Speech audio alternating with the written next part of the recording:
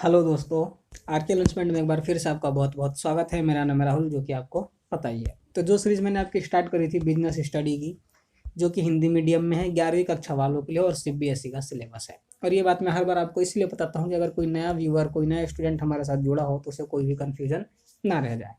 तो इसी सीरीज में मैं आपके चैप्टर 4 की अगली एक्सरसाइज 4.2 के साथ हाजिर हूँ। ठीक है।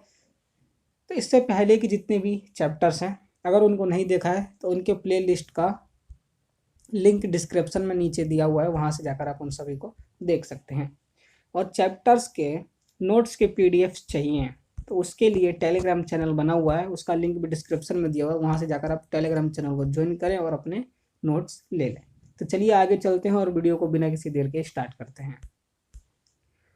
एक्सरसाइज 4.2 बीमा एक परिचय। जो एक्सरसाइज 4.2 है, इसमें केवल बीमा के बारे में बताया गया है कि बीमा क्या होती है, कैसी कैसी होती है। ठीक है, क्या विशेषताएं है इसकी, क्या क्या चीज़ें इसके बारे में है, वो सारी चीज़ें हम इस एक्सरसाइज में जानेंगे। तो स्टार्ट करते हैं और सबसे पहले जान लेते हैं कि बीमा क्या होता है।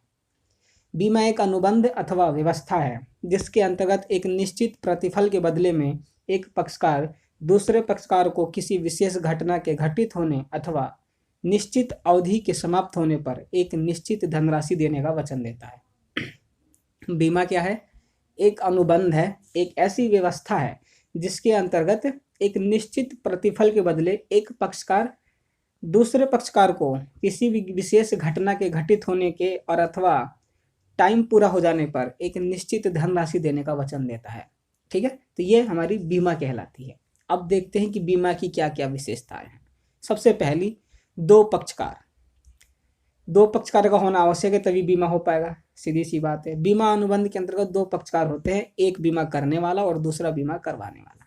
ठीक है, जो बीमा करने वाला होता है उसे बीमा कर्ता कहते हैं और जो बीमा करवाने वाला होता है उसे बीमाधारी कहते हैं। ठीक है। अगला है पूर्ण सद्भावना पर आधारित। बीमा पूर्ण सद्भावना पर आधारित होती है, मतलब कि बीमा करता कंपनी से कुछ भी नहीं छुपाता। ठीक है, जो भी बीमा करवा रहा है, जो बीमा करता है, कंपनी से वो कुछ भी नहीं छुपाता। अगर उसे कुछ भी है, जो बीमा करवा रहा है उसे अगर कुछ भी है, कोई बीमारी वगैरह पहले से है, तो वो सब कुछ कंपनी को बता देता है। इससे यहाँ पर क्या होता है कि ये पूरी तरीके से सद्भावना पर आधारित होती है, मतलब कोई भी इसमें जानकारी गोपनीय नहीं रखी जाती। ठीक है, अगर गोपनीय रखी गई और बाद में पकड़े गए तो फिर इस पर क्या होता है, जो बीमा होती है वो व्यर्थ हो जाती है, वो आगे नहीं बढ़ती, वहीं पर उसे तोड़ दिया जाता है। ठीक है, आगे चलते हैं। अगला है संभावित जोखिम से मुक्ति। बीमा एक ऐसी व्यवस्था है जो मानव जीवन व संपत्ति की संभावित जोखिम से मुक्ति प्रदान करती है। ठीक है, अगर आपने एक बार बीमा करा लिया तो जो भी जोखिम होने वाले हैं या जो भी खतरे उत्पन्न होने वाले हैं उन सभी से आपको मुक्ति मिल जाती है, क्योंकि वो कौन ले लेता है, उन सभी संभावित जोखिमों को बीमा कंपनी उठा लेती है। ठीक है, अगला है संभावित हानि का हस्तांतरण। बीमा एक ऐसी व्यवस्था है जिसके अंतर्गत संभावित हानि को एक पक्ष से दूसरे पक्ष को हस्तांतरित किया जाता है। अगर आपको कोई हानि होने वाली है, आपने बीमा कराया, अब वो हानि किसके ऊपर चली गई? दूसरे पक्ष के ऊपर चलेगी, कंपनी के ऊपर चलेगी। ठीक है, तो इससे क्या होता है कि जो भी हानि होने वाली होती है उसका हस्तांतरण हो जाता है। अगला है प्रीमियम का भुगतान। बीमा कंपनी बीमित के जोखिम का उत्तरदायित्व बीमित द्वारा भुगतान की गई धनराशि के बदले में लेती है, जिसे प्रीमियम कहते हैं। ठीक है, प्रीमियम वो होता है जब बीमा कराने के बाद प्रति माह कुछ धनराशि आप जमा करते होंगे, उसका भुगतान करते होंगे, वही प्रीमियम कहलाता है। अगला है बीमा के विभिन्न प्रकार। बीमा के अनेक प्रकार होते हैं। ठीक है, जैसे कि जीवन बीमा, अग्नि बीमा, सामुद्रिक बीमा, स्वास्थ्य बीमा आदि, ये सारे क्या है, बीमा के प्रकार हैं। तो ये कुछ विशेषताएं थी बीमा की जो हमने पढ़ ली। अब आगे चलते हैं और अब पढ़ लेते हैं कि बीमा के प्रकार कितने होते हैं। ठीक है, अभी तो पीछे मैंने बताया ही, इसमें आप आगे उन्हीं प्रकारों के बारे में उसमें पढ़ते हैं कि क्या क्या, कैसी कैसी, कौन सी प्रकार, जो जीवन बीमा है वो क्या है। ठीक है, अग्नि बीमा क्या है, इन सभी के बारे में अंदर से पूरा अच्छे से पढ़ते हैं। जब बीमा प्रथम बार प्रचलन में आया तो दो प्रकार के जीवन बीमा एवं संपत्ति बीमा ही प्रचलित हुए थे, लेकिन आज कोई जोखिम ऐसा नहीं जिसका बीमा ना कराया जा सके। आज बीमा के अनेकों प्रकार प्रचलन में है। ठीक है, सबसे पहला जीवन बीमा बहुत ज़्यादा प्रचलित है। यह बीमा व्यवसाय का सर्वाधिक प्रचलित प्रकार है। इसके अंतर्गत कोई भी व्यक्ति अपने जीवन का बीमा करा सकता है। जीवन बीमा में बीमाधारी को निश्चित प्रीमियम का भुगतान करना पड़ता है, जिसके फलस्वरूप निश्चित अवधि से पूर्व उसकी मृत्यु पर उसके उत्तराधिकारी को अथवा निश्चित अवधि तक जीवित रहने पर उसे बीमा कंपनी से पूर्व निश्चित रकम प्राप्त होती है। जीवन बीमा में सुरक्षा एवं विनियोग दोनों तत्व विद्यमान होते हैं। कहने का मतलब ये कि जीवन बीमा वह बीमा है जिसमें कोई भी व्यक्ति अपने जीवन का बीमा करवा सकता है। ठीक है, बीमा करवाने के बाद उसको प्रति माह एक प्रीमियम होता है, उसका भुगतान करना पड़ता है, और निश्चित अवधि से अगर पहले उसकी मृत्यु हो जाती है तो इसका यहाँ पर फायदा यह होता है कि जो भी अभी प्रीमियम पे करने बाकी थे वो पे नहीं करने पड़ेंगे, और जो भी अमाउंट पहले बता दी गई थी कि पूरा होने के बाद मिलेगा वो मिल जाएगा उसी टाइम पे। लेकिन अगर वो जीवित रहता है तो उसको पूरे प्रीमियम का भुगतान करना पड़ेगा, और निश्चित अवधि के बाद उसको जो पूर्व निश्चित अमाउंट थे, जो रकम थी, वो मिल जाएगी। ठीक है, इसमें क्या होता है, एक तो आपका जीवन सुरक्षित है, दूसरा विनियोग भी है, इन्वेस्टमेंट भी है। ठीक है। अगला है सामान्य बीमा। जीवन बीमा के अतिरिक्त अन्य सभी बीमा अनुबंध सामान्य बीमा के अंतर्गत आते हैं।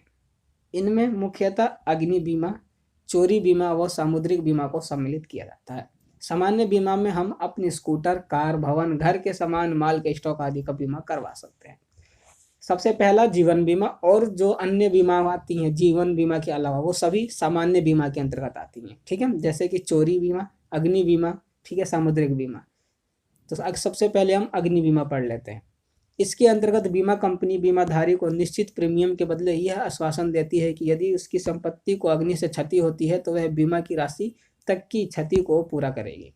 यदि बीमा अवधि में अग्नि से कोई क्षति ना हो तो बीमा अवधि पूरी होने के बाद बीमाधारी को कुछ भी प्राप्त नहीं होता। इसमें केवल सुरक्षा तत्व ही विद्यमान होती है, विनियोग नहीं। जो अग्नि बीमा होती है इसमें क्या होता है कि अगर आपने अग्नि बीमा करवा ली, ठीक है, तो इसमें आपको जो प्रीमियम पे करोगे उसके बदले में केवल यह वचन मिलेगा कि अगर आपके जो भी जिस चीज़ का भी आपने बीमा कराया, अगर उसको आग से जलने के बाद कोई भी नुकसान होता है तो जितना नुकसान होगा केवल उतने नुकसान की भरपाई हो जाएगी।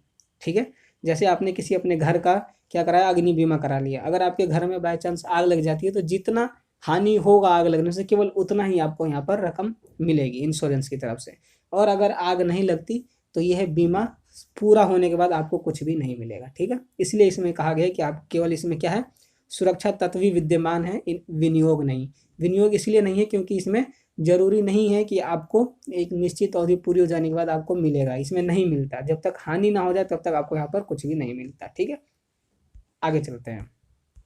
चोरी बीमा। चोरी बीमा भी सेम अग्नि वाले की तरह ही है। यह बीमा बीमाधारी को संपत्ति की चोरी होने वाली क्षति से सुरक्षा प्रदान करती है। बीमा कंपनी बीमित राशि तक संपत्ति की चोरी से होने वाली क्षति को पूरा करने का वचन देती है। प्रायः 1 वर्ष की अवधि के लिए होता है। यदि बीमा अवधि में बीमाधारी को संपत्ति की चोरी से कोई क्षति ना हो तो अवधि पूरी होने पर बीमा से उसे कुछ भी प्राप्त नहीं होता। ठीक है, अगर आपने किसी भी चीज़ का बीमा करा रखा है, अगर वो चोरी हो जाती है तो जितना वो उससे नुकसान होगा केवल उतने आपको क्या मिलेगा, भुगतान मिलेगा, उतनी रकम आपको वापस मिलेगी। और अन्यथा जो भी अवधि है वो पूरी हो जाती है, समाप्त हो जाती है, और आपको कुछ नहीं होता तो आपको बाद में कुछ भी नहीं मिलेगा। ठीक है, और ये जो ऐसी इंश्योरेंस होती हैं, जो भी बीमा होती हैं, वो 1 साल के लिए ही होती हैं। ठीक है, अग्नि हो, चोरी हो, ठीक है, ये सारी बीमा 1 साल तक की होती है, उसके बाद हर साल आपको करवाना पड़ता है। अगला है सामुद्रिक बीमा। विदेशी व्यापार समुद्र मार्ग से किया जाता है। समुद्र के अंदर जहाज और माल दोनों पूर्णतः असुरक्षित होते हैं। एक जहाज के क्षतिग्रस्त हो जाने से ही करोड़ों रुपए की संपत्ति नष्ट हो जाती है। समुद्र की बीमा इस प्रकार की हानि से सुरक्षा प्रदान करता है। इसमें केवल सुरक्षा तत्व निहित होता है, विनियोग तत्व नहीं। इसका भी वही मतलब है कि अगर आपने अपने समुद्र में जो जहाज चलने वाले थे उसका या उसके ऊपर जो माल आ रहा है उसको इंश्योर करा रखा, उसका बीमा करा रखा है, तो आते समय अगर कुछ भी हानि होती है तो उसका आपको भुगतान मिल जाएगा, और अगर नहीं होती है तो आपको कुछ भी नहीं मिलेगा। ठीक है, केवल जीवन बीमा में ही ऐसा होता है कि अगर आपको कुछ हो तो भी पैसा मिलेगा और ना हो तो भी आपका पैसा वापस मिल जाएगा, केवल जीवन बीमा में ही होता है। ठीक है, उसके अलावा और किसी अन्य बीमा में ऐसा नहीं होता। अब आगे बीमा के सिद्धांत। बीमा के कुछ सिद्धांत भी हैं, तो कौन कौन से सिद्धांत आइए उनको जानते हैं। सबसे पहला है परम सद्विश्वास का सिद्धांत। इसका अभिप्राय यह है कि बीमा अनुबंध के दोनों पक्षकारों द्वारा कोई भी महत्वपूर्ण तथ्य छुपाया नहीं जाना चाहिए। ठीक है, सबसे पहला सिद्धांत ये है कि अगर आप बीमा कर रहे हैं, जो आप बीमा कर रहे हैं, तो वो दोनों पक्षकार, जो करवा रहा है वो और जो कर रहा है वो, दोनों को आपस में कोई भी महत्वपूर्ण तथ्य छुपाया नहीं जाना चाहिए। ठीक है, अगर वो ऐसा करते हैं, बाद में पता चलता है कि आपने कोई भी बात छिपाई थी, तो बाद में उस अनुबंध को व्यर्थ माना जाएगा, अवॉइड कर दिया जाएगा। ठीक है, अगला है बीमा योग्य हित का सिद्धांत। इसका अभिप्राय यह है कि बीमा करवाने वाले तथा बीमा की विषय वस्तु के मध्य ऐसा संबंध होना चाहिए कि विषय वस्तु की सुरक्षा से बीमा करवाने वाले को लाभ हो अथवा उसकी असुरक्षा से हानि। ठीक है, क्या होना चाहिए, बीमा करवाने वाले और बीमा की विषय वस्तु के बीच में एक ऐसा संबंध होना चाहिए जिससे कि अगर उसकी हम सुरक्षा करें तो बीमा करवाने वाले को क्या हो, लाभ हो, और उसकी असुरक्षा करें तो उससे उसको हानि हो। ठीक है। अगला है क्षतिपूर्ति का सिद्धांत। इसका अभिप्राय यह है कि बीमित केवल वास्तविक हानि के लिए क्षतिपूर्ति प्राप्त कर सकता है और वह बीमा से लाभ अर्जित नहीं कर सकता। ठीक है, क्षतिपूर्ति का सिद्धांत यह कहता है कि अगर आपने बीमा करवा रखा है तो उसमें जितना भी आपको हानि होएगी, जैसे आपने अपने घर का इंश्योरेंस करवाया, बीमा करवाया, उसमें आग लग गई, तो आग लगने से जितनी हानि हुई है केवल उतना ही आपको क्षतिपूर्ति का आपका भुगतान किया जाएगा, बाकी का नहीं किया जाएगा, बाकी का कोई भी लाभ आपको उससे नहीं होगा। ठीक है, जितना नुकसान उतने की भरपाई। ठीक है, इसके अलावा और कुछ भी आपको उससे लाभ नहीं होने वाला है। आगे चलते हैं। अगला है आश्वासन का सिद्धांत। इसका अभिप्राय यह है कि बीमित बीमा अनुबंध की सभी स्पष्ट शर्तों का पालन करेगा। ठीक है, इसमें यह आश्वासन दिया जाता है कि जिसने बीमा करवा रखा है, बीमा अनुबंध में जो भी बातें लिखी गई है उन सभी शर्तों का पालन किया जाएगा। ठीक है, अगला है अंशदान का सिद्धांत। इसका अभिप्राय यह है कि यदि एक ही विषय वस्तु का एक से अधिक बीमाकर्ताओं से बीमा करवाया गया है तो वास्तविक हानि को सभी बीमाकर्ताओं में विभक्त कर दिया जाएगा। ठीक है, आपके पास कोई एक ही विषय वस्तु है, जैसे आपका घर, आपने अपने एक ही घर को कई कंपनियों से बीमा करवा रखा है, तो क्या होगा, जब भी अब उसका नुकसान होगा तो क्या कर दिया जाएगा, सभी कंपनियों में उस नुकसान को विभक्त कर दिया जाएगा। मतलब 1 लाख का नुकसान हुआ, 2 कंपनियों से करा रखा है, तो दोनों 50-50 हज़ार रुपये आपको देंगी। ठीक है, अगला है अधिकार समर्पण का सिद्धांत। इसका अभिप्राय यह है कि जब बीमाकर्ता किसी क्षति से संबंधित दावे का भुगतान कर देता है तो बीमा की विषय वस्तु से संबंधित सभी अधिकार बीमाकर्ता को हस्तांतरित हो जाते हैं। ठीक है, जब कोई बीमाकर्ता किसी क्षति से संबंधित दावे का आपको भुगतान कर देता है तो उसके जो भी विषय संबंधित जो भी अधिकार थे उन सभी का हस्तांतरण किसके पास हो जाएगा, बीमाकर्ता के पास हो जाता है। ठीक है, अगला है निकटतम कारण का सिद्धांत। इसका अभिप्राय यह है कि हानि के लिए जिम्मेदारी निश्चित करने के लिए हानि के निकटतम कारण को देखा जाता है, न कि दूरस्थ कारण को। मतलब कि हानि को निश्चित करने के लिए, ठीक है, क्या किया जाता है, उसके जो सबसे निकटतम कारण होते हैं उनको देखा जाता है कि आखिरकार ये हानि क्यों हुई। ठीक है, न कि दूर को कारण को नहीं, उससे कोई हानि होती नहीं है, ज़्यादातर पास के निकटतम कारण से ही हानि होती है। ठीक है, तो उसको देखा जाता है। अगला है हानि को न्यूनतम करने का सिद्धांत। इसका अभिप्राय यह है कि बीमाधारी का यह कर्तव्य है कि वह बीमा की विषय वस्तु की क्षति से होने वाली हानि को न्यूनतम करने का प्रयास करे, भले ही उसका बीमा करवाया हुआ है। मतलब कि किसी का पहले से ही अगर बीमा हो रखा है तो वह यह कोशिश करे कि उसके जो भी हानि होने वाली है उसको वह उसको कम कर सके। ठीक है, तो ये सारे क्या है, क्या पढ़े हमने, बीमा के सिद्धांत, बीमा अनुबंध के सिद्धांत। ठीक है, ये बीमा के सिद्धांत थे। तो मैं आशा करता हूँ कि समझ में आ गए होंगे। हो सकता है कि पेपर में बीमा के सिद्धांतों के बारे में पूछ लिया जाए, तो ये पढ़ लेना आवश्यक है, इम्पोर्टेंट है। अब आगे बढ़ते हैं और अब है आपके बीमा अनुबंध के प्रकार। बीमाधारी और बीमाकर्ता के मध्य परस्पर वचनों के फलस्वरूप उत्पन्न होने वाले समझौते को बीमा अनुबंध कहते हैं। ठीक है, बीमा अनुबंध 2 प्रकार के होते हैं, बीमाधारी और बीमाकर्ता। बीमाधारी जिसने बीमा करवाया है और बीमाकर्ता जिसने बीमा किया है। ठीक है, इन दोनों के मध्य जो भी वचन होते हैं उनके फलस्वरूप जो भी समझौता उत्पन्न होता है उसी समझौते को ही बीमा अनुबंध कहते हैं। ठीक है, तो सबसे पहला है क्षतिपूरक अनुबंध। जीवन बीमा अनुबंध को छोड़कर शेष सभी प्रकार के बीमा अनुबंध क्षतिपूर्ति के अनुबंध होते हैं। अनुबंध मुख्यतः अग्नि बीमा, समुद्री बीमा, चोरी बीमा आदि के संबंध में होते हैं।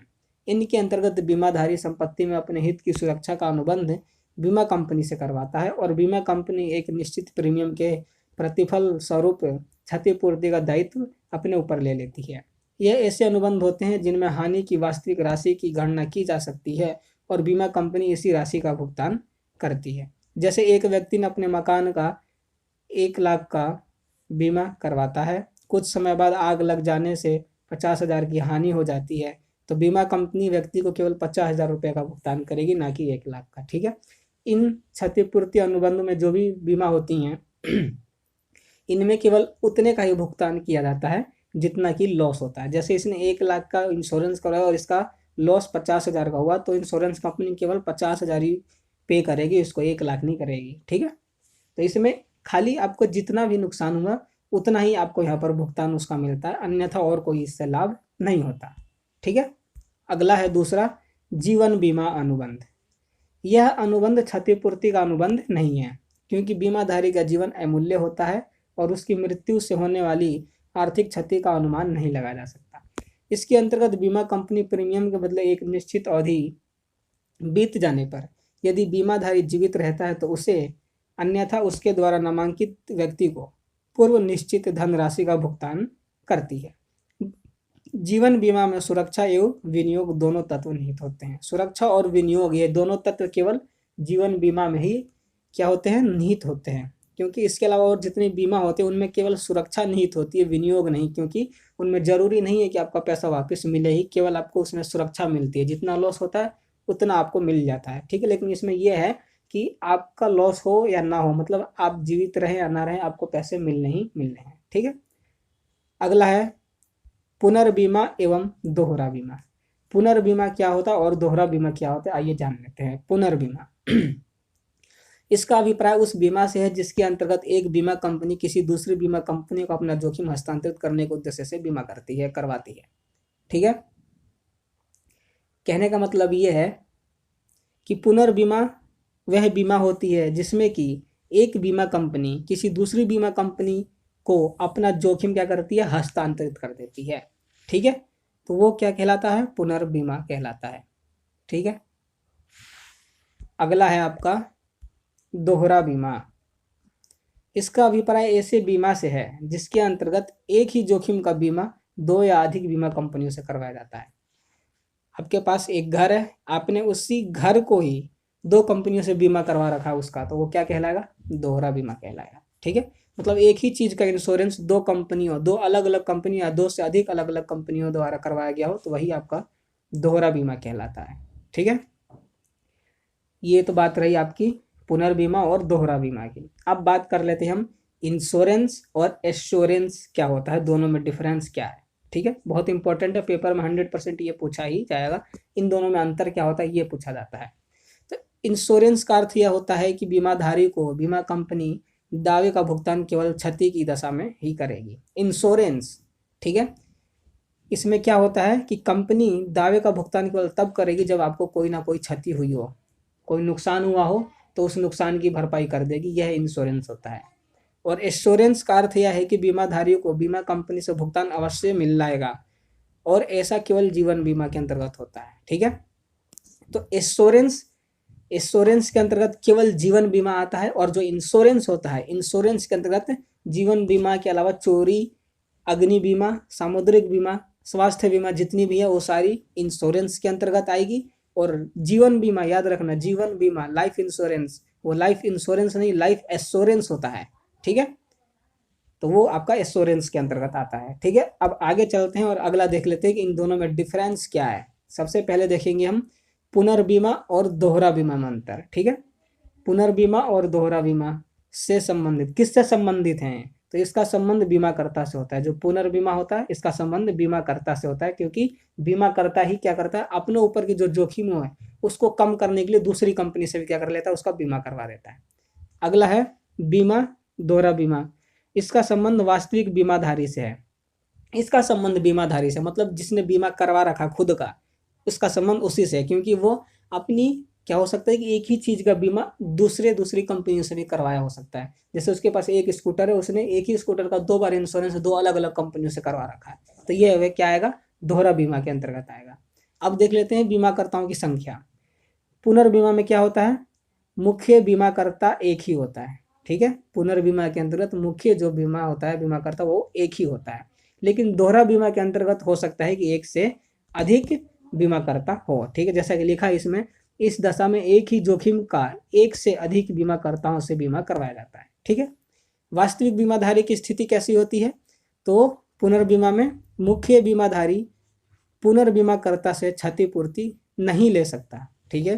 पुनर्बीमा में क्या होता है कि जो बीमाधारी होता है वो पुनर्बीमाकर्ता से क्षतिपूर्ति नहीं ले सकता, मतलब कि बीमाधारी केवल उससे अपनी क्षतिपूर्ति का भुगतान ले सकता है जिससे उसने बीमा करवाया है, ठीक है। पुनर्बीमाकर्ता से नहीं ले सकता क्योंकि उसने पुनर्बीमाकर्ता से नहीं करवाया, उसने केवल बीमाकर्ता से करवाया है। अब जो पुनर्बीमाकर्ता से क्षतिपूर्ति लेगा वो कौन है, खुद जो दूसरा वाला बीमा करता है। जैसे आपने मेरे से बीमा करवाया, ठीक है, तो आप केवल मेरे से पैसा मांगेंगे, मैंने जिससे बीमा करवा रखा है आप उससे आप नहीं मांगेंगे क्योंकि उससे मांगने का अधिकार केवल मेरा है, ठीक है। तो आपने मेरे से बीमा करवाया तो आप मेरे से पैसा मांगेंगे, और मैंने जिसको दूसरे से बीमा करवा रखा है मैं उससे पैसा मांगूंगा, ठीक है। तो ये है इसका कहने का मतलब। दोहरा बीमा में क्या होता है, मुख्य बीमाधारी सभी बीमाकर्ताओं से क्षतिपूर्ति ले सकता है लेकिन वास्तविक हानि की राशि तक। अगर इसमें एक ही, जैसे मैं हूँ, मैंने ही 2 कंपनियों से अपना इंश्योरेंस करा रखा अपने फ़ोन का, चोरी होता है तो मैं इन दोनों से ही क्या लूँगा, क्षतिपूर्ति का भुगतान ले सकता हूँ, लेकिन उतना ही जितना मेरा नुकसान हुआ है, ठीक है।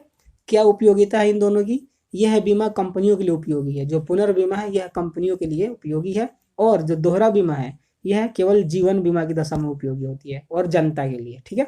यह जो दोहरा बीमा है जनता के लिए केवल जीवन बीमा की दशा में उपयोगी होता है और अन्यथा ये उपयोगी नहीं होता, ठीक है। तो मैं आशा करता हूँ कि इन दोनों में क्या अंतर है आप समझ गए होंगे, इंपॉर्टेंट है इसलिए इसको याद कर लेना। और जो अगला है वो भी इंपॉर्टेंट ही है, इंश्योरेंस और एश्योरेंस क्या होता है, ठीक है। तो किससे संबंधित होते हैं इंश्योरेंस, इसका संबंध आग बीमा व सामुद्रिक बीमा आदि से होता है, ठीक है। आग बीमा, सामुद्रिक बीमा, स्वास्थ्य बीमा, ठीक है, ये सारी से संबंधित क्या होती है, इंश्योरेंस होती है। एश्योरेंस का संबंधित किससे होता है, संबंध जीवन बीमा से होता है। एश्योरेंस में केवल जीवन बीमा ही आता है, ठीक है, इसके अलावा जितने भी बीमा है वो सारे इंश्योरेंस में आते हैं, ठीक है। क्षतिपूर्ति का भुगतान, तो इंश्योरेंस के अंतर्गत क्षतिपूर्ति का भुगतान एक विशेष घटना के घटित होने पर ही होता है। अगर आपके साथ कोई घटना घटित होती है तो भी आपको वहाँ पर भुगतान मिलेगा, अन्यथा नहीं मिलेगा। लेकिन एश्योरेंस के अंतर्गत क्या होता है, इसमें आपको आपके साथ घटना घटित हो या ना हो आपको क्षतिपूर्ति का भुगतान मिलेगा तो मिलेगा ही, ठीक है। जोखिम की प्रकृति, इसका प्रयोग वहाँ किया जाता है जहाँ जोखिम अनिश्चित प्रकृति का हो, अर्थात वह हो भी सकता है और नहीं भी, ठीक है। इंश्योरेंस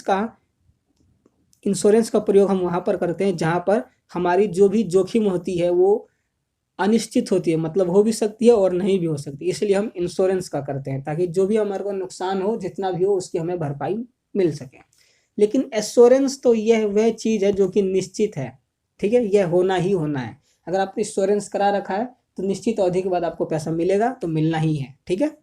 अगला है क्षतिपूर्ति के दावे की शर्त क्या क्या है, ठीक है। इंश्योरेंस में क्षतिपूर्ति के दावे के लिए बीमाधारी को हानि का होना आवश्यक है, मतलब इंश्योरेंस में आप क्षतिपूर्ति का दावा तब कर सकते हैं जब आपको हानि हुई हो, ठीक है। लेकिन इंश्योरेंस में ऐसा कुछ नहीं है, अगर आपको कोई हानि नहीं हुई तो भी आपको यहाँ पर आपके क्षतिपूर्ति का भुगतान मिलना है, ठीक है। तो आप यहाँ पर आपका जो भी निश्चित अवधि है इंश्योरेंस की वो पूरा होने के बाद आप कभी भी दावा कर सकते हैं और अपने आप पैसे को आप वापस ले सकते हैं, ठीक है। तो ये इंश्योरेंस और एश्योरेंस में डिफरेंस जो कि बहुत इंपॉर्टेंट है। हो सकता है एक बार की दोहरा बीमा और पुनर्बीमा में डिफरेंस ना आए लेकिन इसमें 100% आएगा, इसलिए इसको याद कर लेना और समझ लेना।